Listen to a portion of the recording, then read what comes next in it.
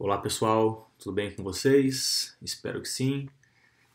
Sejam muito bem-vindos à nossa disciplina de recreação, lazer e esportes radicais. Hoje vamos dar continuidade ao conteúdo, sendo essa nossa primeira aula remota, né? Vamos tentar lembrar brevemente o que nós vimos até então, para podermos dar continuidade à disciplina.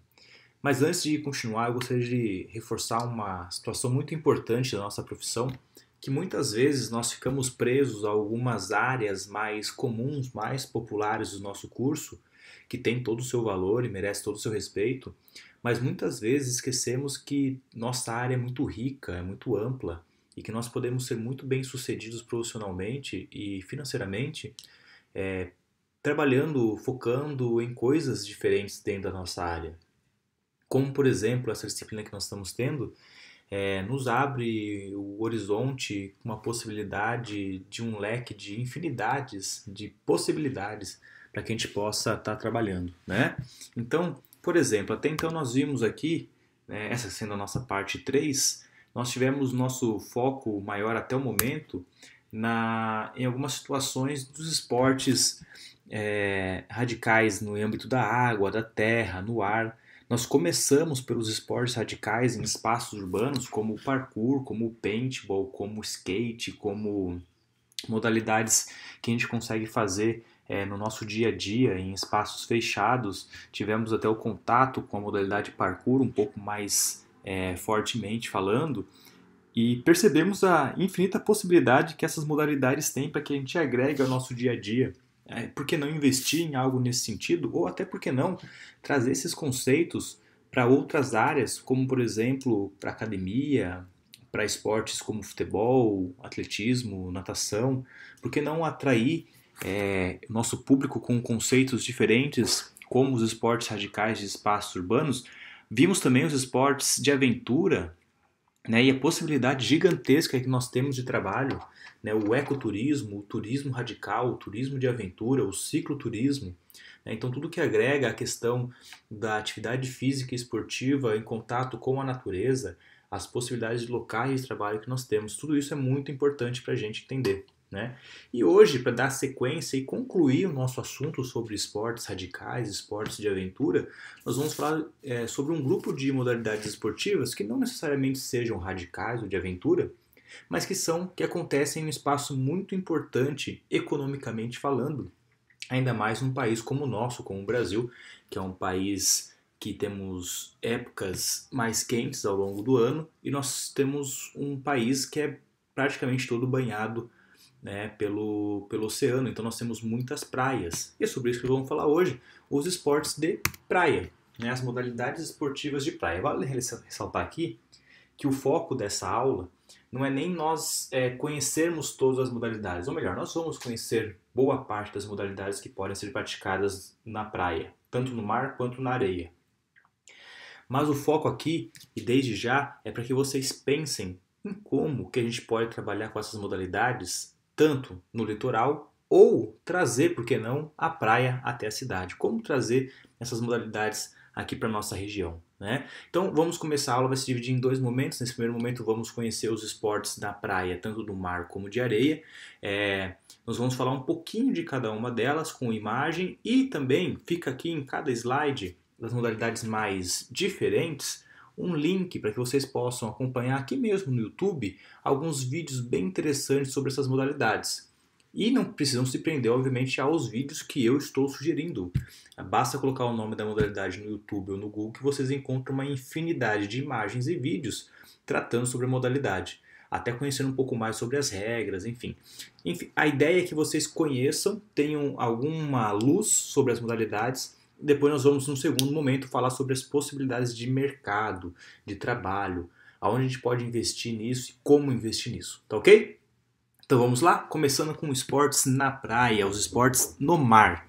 Nós temos o skimboard, em alguns lugares chamados de sonrisaus. Para quem não conhece, para mim, é uma das modalidades mais diferentes, mais interessantes, que eu não podia nem imaginar que era competitiva. Tá?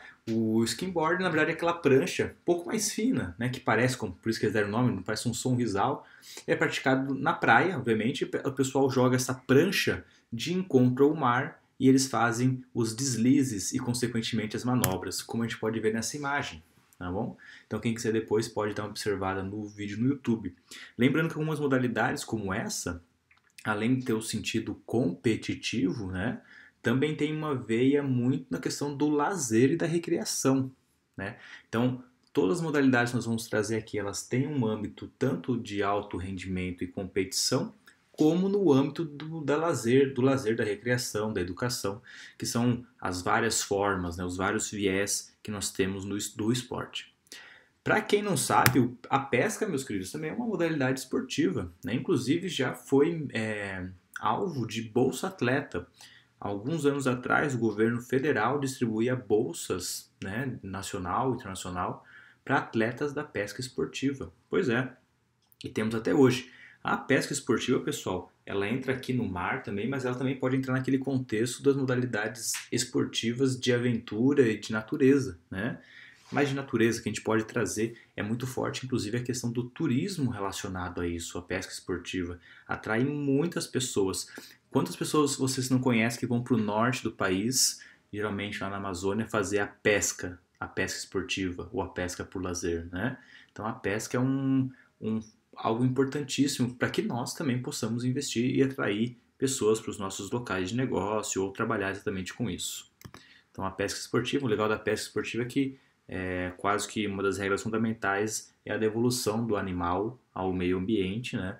Então, assim, é muito interessante essa questão da ecoconsciência, né? Nós temos algumas outras modalidades também, como o wakeboard, que vale lembrar que nós vamos ter algumas modalidades de prancha, então nós vamos explicar bem para nós não nos confundirmos em relação a elas, né? Então o wakeboard é aquela que é praticada obviamente, uma prancha, em cima de uma prancha, a pessoa segura uma corda que ela está sendo puxada por uma lancha. Então, é esse aqui, né? E nesse aqui também tem pessoas que fazem por puro hobby, por lazer, e tem um nível competitivo, com várias manobras, né? Várias quedas interessantes. Tem vários vídeos muito bacanas na internet para nós observarmos. Temos também a canoa havaiana. A canoa havaiana, pessoal, ela também pode ser praticada em rios, lagos, mas também é muito conhecido como praticada no mar, né? Porque ela foi criada justamente lá no Triângulo Polinésio, lá no Pacífico, né? A canoa havaiana é um pouquinho diferente das outras canoas por causa disso aqui, tá? Ela tem então esse material ao lado que é para dar esse equilíbrio, e ela tem uma questão cultural muito forte. Então, como você pode ver na imagem, temos nível competitivo e temos abaixo nível de lazer, tá? Para quem nunca fez algo relacionado à canoa na praia, é realmente algo muito bom, muito relaxante, ao mesmo tempo que exige um gasto energético muito considerável, então é algo bem interessante aí, tá bom? Então, na sequência, nós temos o stand-up paddle. O stand-up paddle também é algo que alguns anos aqui chegou no Brasil, né, de forma muito, mas muito forte. Hoje você vai para as praias e as pessoas têm para alugar, né? Então qualquer um hoje pode fazer o stand-up paddle. Obviamente não precisa ser necessariamente em praia, também pode ser em lagos e rios. O stand-up paddle, para quem não sabe, é aquela modalidade com uma prancha bem grande, onde a pessoa fica de pé, como o nome já diz, stand-up, né? E tem um remo que eles ficam usando, como você pode ver na imagem. O stand-up paddle também tem a questão de competição muito forte, mas principalmente no Brasil a gente vê a questão do lazer, do hobby, das pessoas realmente poderem usufruir de um momento de tranquilidade lá no meio do mar, podendo usar essa prancha e ficar em cima dela, né? No nosso litoral paranaense é bem comum isso. Nós temos o kitesurf, né? O kitesurf também é uma modalidade diferente, é bem interessante. É uma modalidade onde as pessoas também, obviamente, estão sobre uma prancha no mar e eles usam uma corda segurando-se sobre um paraquedas ou uma pipa, né? Mas é um paraquedas menor. Então, e a ideia é que a pessoa ou se divirta também, mas faça as manobras com o kite. O kite é a prancha. Essa sim é uma modalidade que exige aí até um pouco mais de experiência para ser praticado, ao contrário das outras, né, como o stand-up paddle, que em pouco tempo a pessoa com um pouco de coordenação já consegue ficar em cima da prancha. Aqui é o contrário, aqui já exige um pouco mais de treinamento, um pouco mais de força, mas é uma modalidade muito legal, muito praticada em regiões que tem muito vento, né, porque precisa desse vento. E falando em vento, nós temos também o windsurf. O windsurf, ele é uma espécie de vela. Para quem não lembra, a vela, que ela, inclusive é uma modalidade olímpica, né, onde o pessoal senta num barco e utiliza-se apenas do vento para fazer as manobras, para seguir, na verdade, a competição à distância, como se fosse uma corrida, né? O windsurf, então, é como se fosse essa vela. Porém, meus amigos, na verdade, a pessoa fica de pé, né? Fica de pé na prancha e usa a questão do vento. Esse também um pouco mais complexo, né? Não é tão simples subir numa prancha com uma vela e conseguir utilizar o vento. Tem que conhecer a questão do mar, das ondas e as questões do vento, né? A hora certa de usar, porque as velocidades, inclusive, podem chegar a altas velocidades. Então é muito importante isso. Dando sequência, nós temos as travessias. Hoje, pessoal, é muito, muito comum nós termos as travessias. A maratona aquática, geralmente são provas mais longas, né? Que inclusive é uma competição olímpica, que inclusive a maratona aquática faz parte da Confederação Brasileira de Esportes Aquáticos. É natação, saltos ornamentais, a maratona aquática e eu esqueci da outra modalidade, mas é aquela que é uma prova artística dentro da piscina, né? Então, são essas modalidades que fazem parte da Confederação Brasileira de Esportes Aquáticos. Mas é muito comum nos assistirmos, presenciarmos e participarmos das travessias.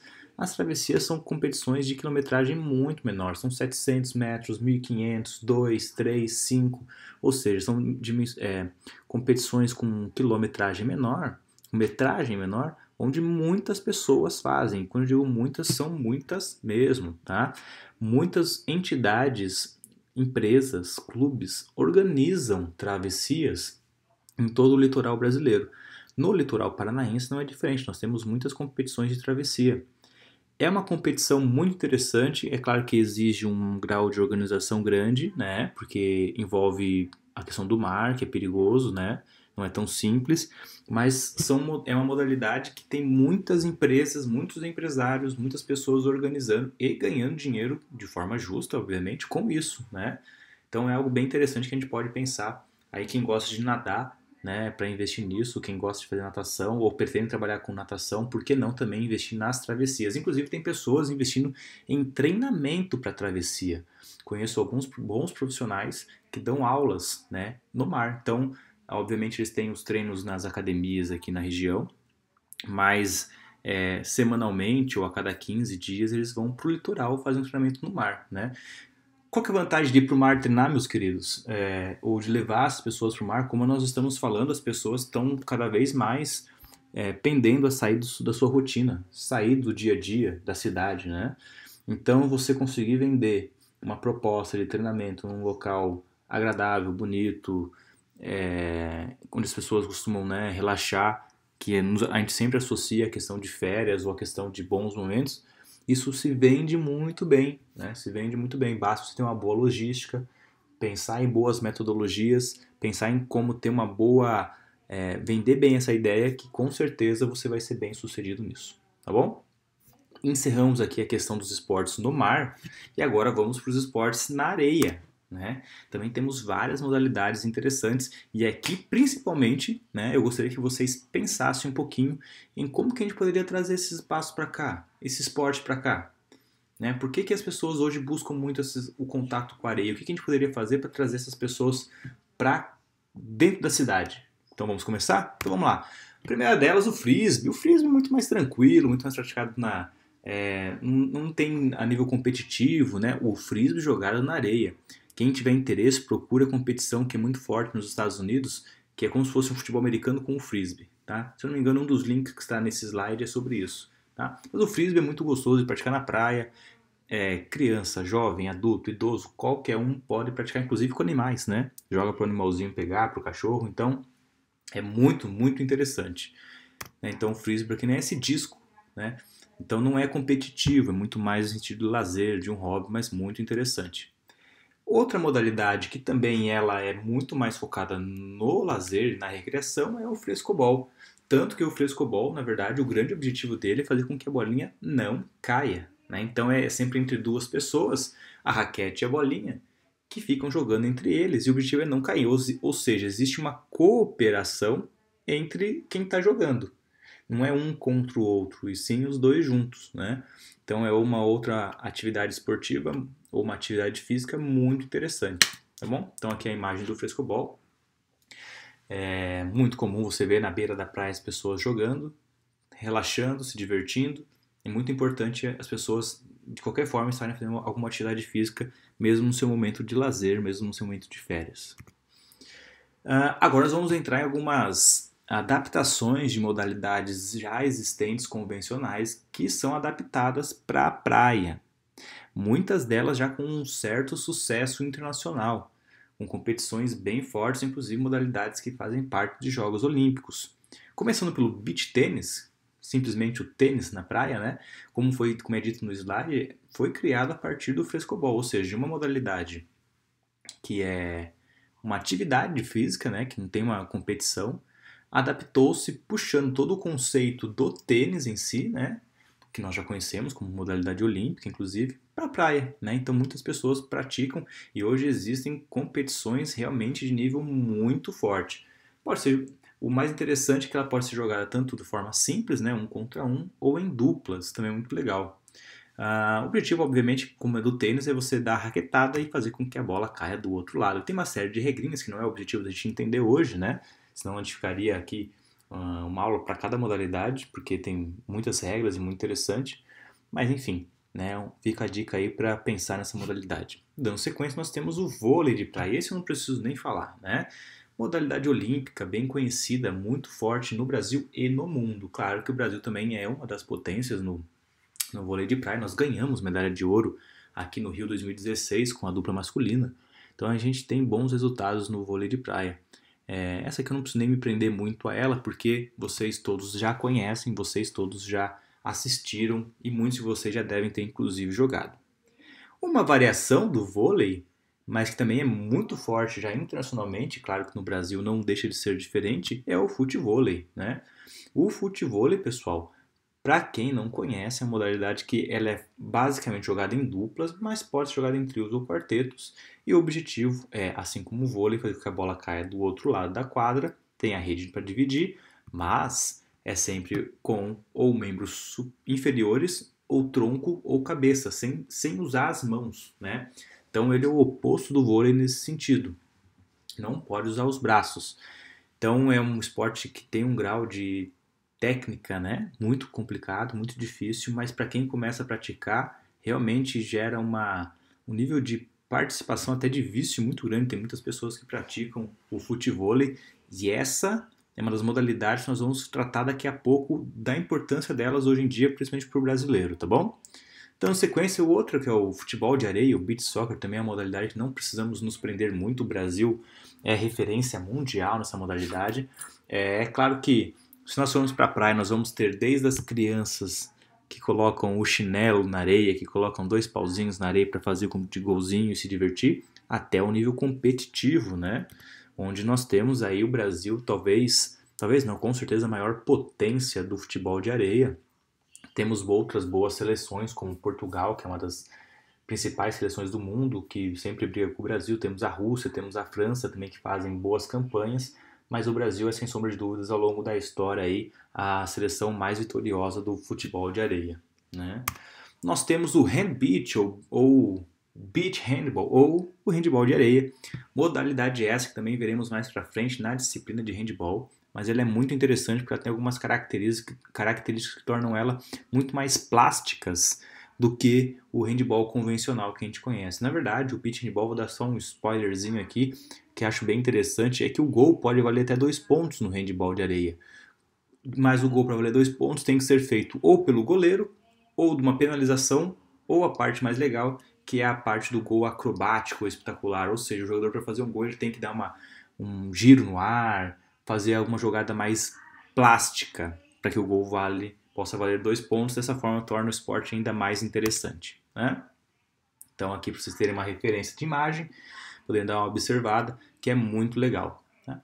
E por fim, o rugby, o beach rugby ou rugby na praia também é uma modalidade que é mais recente, mas não menos interessante. Essa segue muito próximo às regras do rugby convencional, né? Só que é na areia, tá? Também muito divertido, muito interessante e aqui fica a nossa primeira parte falando das modalidades de praia, né? Então vamos lá, pessoal. Por que eu falei tudo isso? Por que eu trouxe as modalidades todas antes para a gente poder pensar em como trabalhar com isso? Como nós, profissionais de educação física, nos encaixamos nessas questões de atividades na praia? Pois vamos lá. Temos várias possibilidades, mas vou trazer duas mais importantes. A primeira são os eventos que acontecem no litoral todo ano. Nós temos, por exemplo, nós temos várias ações ao redor do Brasil. Nós temos aqui no estado do Paraná, para dar um exemplo, nós temos o Verão Maior, que é um projeto organizado pelo governo do estado, que ele contrata os profissionais de educação física, estagiários e formados para passar o verão no litoral trabalhando com atividades físicas e esportivas, com todas essas que eu falei para vocês, né? Então existem competições realmente, né? Então competições que traem, por exemplo, campeonato de pesca, que trai muitos participantes. De novo, a pesca eu acho sensacional, é uma modalidade que pode atrair muitas pessoas. E quando a gente fala de atrair pessoas para uma competição, a gente movimenta muito o local, né? Então vamos supor que 750 participantes de pesca vão participar desse evento na cidade de Missal. O que essas 750 pessoas não envolvem, né? Primeiro, que na verdade 750 participantes, com certeza eles vão levar amigos, familiares, pessoas que vão os acompanhar, então seja pelo menos dobra esse valor. Essas pessoas vão estar consumindo, essas pessoas vão estar dormindo, essas pessoas vão comprar, vão comer, vão se alimentar, vão passear, vão trazer lembranças. Então envolve muito o comércio da região, por isso que é importante o esporte ou a atividade física. Né? A gente consegue atrair, por isso que eu falo do esporte e o turismo juntos, são coisas que nos agregam muito. Né? Enfim, nós temos uma série de modalidades, como o surf, que eu não falei aqui, porque a gente já conhece, o Cross Games, que traz atletas do estado todo para participar, festival de bodyboarding, tem também questões para pessoas com deficiência, o vôlei para pessoas com deficiência, o paravôlei, nós temos o crossfit, nós temos as pessoas que trabalham, então assim, é uma oportunidade muito interessante. Então, para você que tem interesse em trabalhar no verão com essas modalidades, que vocês que gostam de coisas diferentes, que querem conhecer coisas diferentes, enriquecer o currículo de vocês, procurem desde já as possibilidades para trabalhar no final de ano e começo de ano com esses projetos. Esse é só um dos projetos, né? Tem outras empresas que contratam pessoas também para estar trabalhando em épocas assim, como por exemplo cruzeiros, como por exemplo hotéis, como por exemplo clubes de campo que contratam profissionais de educação física para estar trabalhando no final de ano. Não só uma renda interessante, como é um momento muito legal de conhecer pessoas novas, de estar em ambientes diferentes e conhecer algo diferente dentro da nossa profissão. E para concluir, e não menos importante, por que não trazer a praia para a cidade? Por que não trazer o litoral para o nosso dia a dia? E é aí que hoje em dia nós temos muitas quadras de areia. Quadras de areia, isso mesmo. Vou trazer alguns exemplos, como essa aqui é a Arena Sports, mas tem algumas outras, eu vou trazer mais para frente. Mas são exemplos de espaços que fazem locação de quadra de areia. Alguns fazem a locação, alguns fazem o treinamento, alguns fazem locação e treinamento, alguns fazem competição. Então, para quem costuma jogar futebol, conhece as gramas sintéticas, né, as quadras de grama, né, a pessoa aloca para jogar 1 hora e meia. Então, e as pessoas hoje têm feito, além dessas gramas sintéticas, também espaços de areia. Eu não sei se vocês sabem, mas a construção de um espaço em grama sintética é muito mais caro.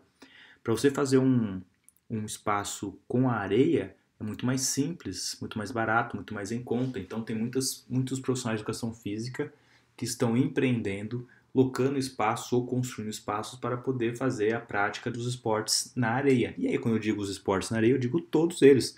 As pessoas podem locar para jogar o beach tênis, o vôlei, o futevôlei, o futebol. Por que não fazer trabalhos de academia ou trabalhos funcionais na areia? Né? É algo muito interessante. Nós temos em Campo Largo essa Arena Beach Sports também, que funciona muito bem. Então, a minha mensagem final nessa aula é assim, por que não investirmos em coisas diferentes? Por que não trazer a praia para a cidade? Né? Pensar em investimentos diferentes. Hoje em dia, já de alguns anos para cá, as pessoas estão querendo fugir da sua realidade do dia a dia, da cidade, da correria, do trabalho, para locais como natureza e para locais como a praia. Né? Então, por que não trazer a praia para a cidade, facilitar esse processo e ser bem-sucedido financeiramente e profissionalmente. Pessoal, por hoje era isso. Essa é a nossa aula sobre esportes na natureza, especificamente na praia. Espero que vocês tenham gostado. Assistam os vídeos, pesquisem sobre as modalidades, pesquisem sobre espaços que trabalham com isso, pesquisem sobre os projetos que eu trouxe aqui e tentem investir na profissão de vocês em coisas diferentes, tá bom? Então, um grande abraço a todos. Estou à disposição para quem precisar de ajuda. Valeu!